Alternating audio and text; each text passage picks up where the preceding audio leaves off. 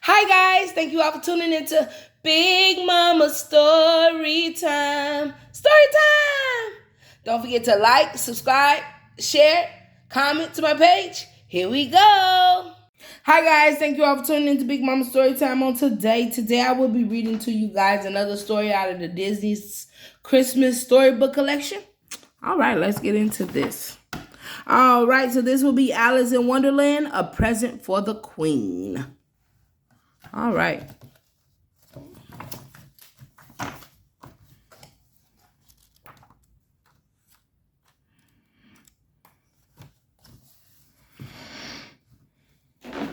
All right. Alice in Wonderland, A Present for the Queen.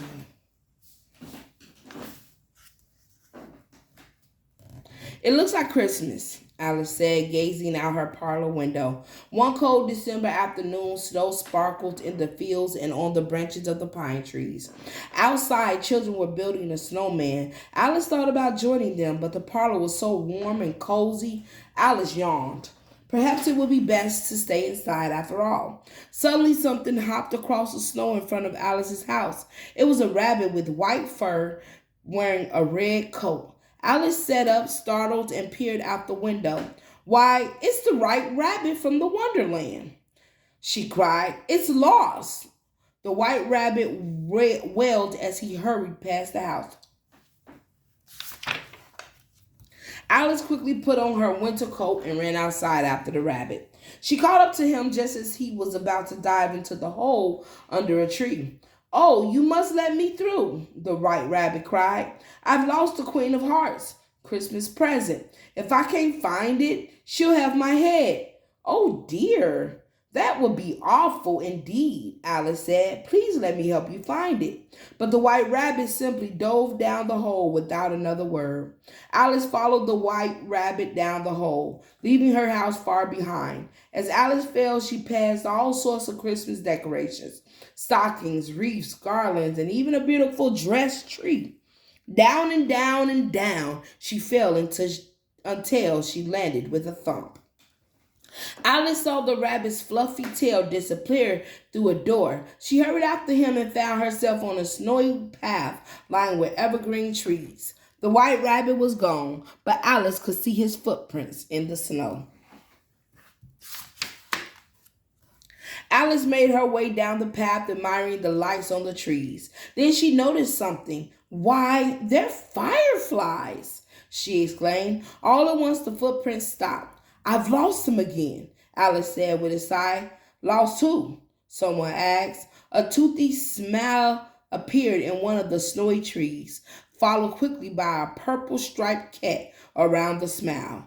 Cheshire cat, Alice cried happily. Maybe you can help me. The white rabbit has lost the queen's present but that's a loss. What? The cat interrupted, grinning down at Alice. I thought you said you lost the who. Alice frowned. Usually she quite enjoyed riddles, but she always had such trouble explaining herself to the Cheshire cat.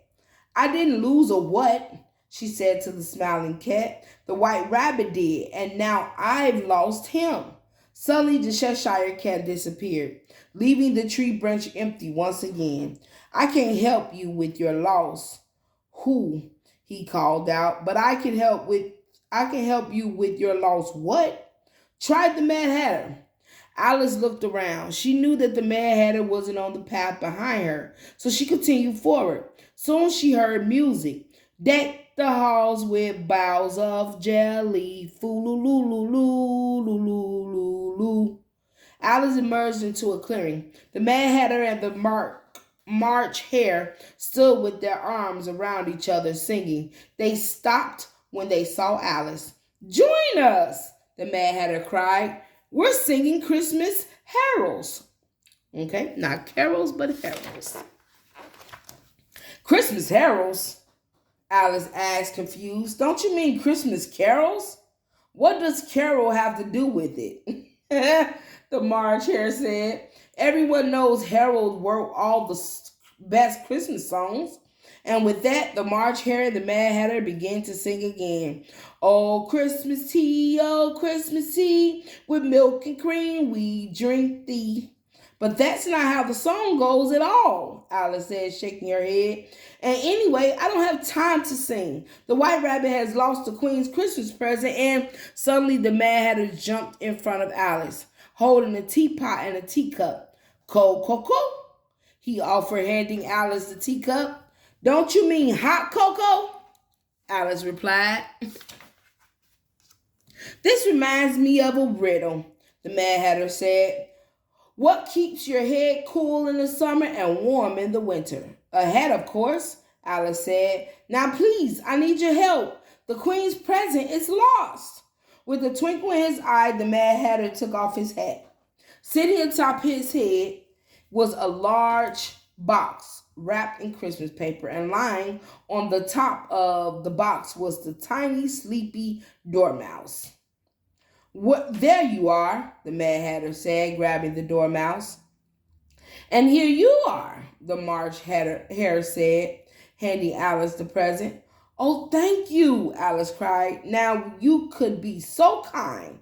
But the Mad Hatter and March Hare weren't listening to her anymore. They had burst into song again. On the first day of Christmas, my best friend gave to me a steaming pot of lovely tea. As they continued to sing, Alice realized she would have to keep looking for the White Rabbit on her own. Because they ain't paying no attention. Their attention span is very short. Shaking her head, Alice left the clearing. As she made her way through the trees, she thought that the White Rabbit's footprints had reappeared. Alice didn't want to lose the tracks again. She carefully followed them all the way to the Queen's castle. As she approached the gates, the Queen's guards grabbed her. The Queen's got a reward out for your head, one of the guards said. The guards brought Alice to the throne room where the White Rabbit was busy apologizing to the Queen. I'm sorry, Your Majesty, he said, stammering. I had your present, then I lost it. The Queen had heard enough. She stood and pointed down at the White Rabbit. Off with his head, she shouted. No! Alice cried, breaking away from the guards. The present isn't lost. I found it. Save him. The Queen glared at Alice. Off with her head, she yelled. The King coughed quietly and placed his hand on the Queen's arm. Perhaps you should open the present first, dear, he suggested meekly. Yeah, because you just want to off everybody's head at this point. The Queen eyed the present. I suppose I could, she said, tearing off the box's wrapping. Her eyes lit up as she pulled out a small Christmas tree. As the Queen of Hearts admired her Christmas gift, a large grin appeared in the air next to Alice. Now might not be the worst time to slip away, it said.